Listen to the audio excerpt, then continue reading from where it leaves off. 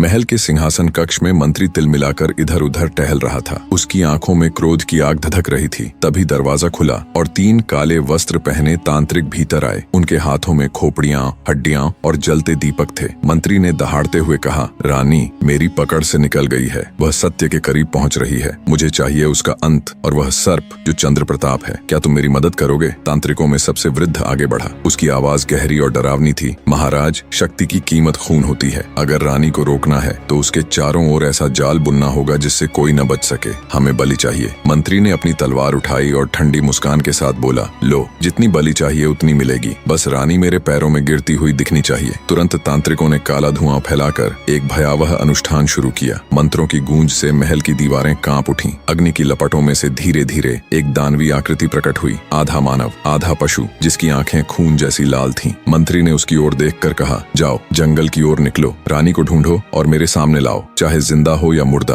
दानवी प्राणी गड़गड़ाहट जैसी गर्जना करता हुआ हवा में विलीन हो गया। उधर गुफा में रानी अपने पति सर्प रूप चंद्र प्रताप से विदा लेकर आगे बढ़ रही थी। उसके हाथ में वनदेवी का दीपक था। उसे अंदाजा भी नहीं था कि अब उसका सामना किसी साधारण सैनिक से नहीं बल्कि एक राक्षसी शक्ति से होने वाला है। रास्ते में अचानक आसमान काला हो गया। हवाएं चीखने लगी। पेड़ों की शाखाएं टूटकर गिरने लगी। दासी डर से कांप उठी और बोली, महारानी, यह तूफान नहीं है, यह कोई अनिष्ट है। अचानक घने अंधेरे से वही दानवी आकृति प्रकट हुई। उसकी गर्जना से जमीन कांप उठी। उसने दहाड़ते हुए कहा, रानी, तुम्हारा अंत अब निश्चित है। रानी का चेहरा भय से सफेद पड़ गया, पर उसकी आंखों में साहस की चमक थी। उसने दीपक को ऊंचा उठाया। दीपक की लौ भभक कर और तेज जल उठी। आगे की कड़ी में क्या दीपक की दिव्य शक्ति रानी को बचा पाएगी या मंत्री का दुष्ट जाल सफल होगा? अगले रहस्यमयी भाग के लिए सब्सक्राइब करें।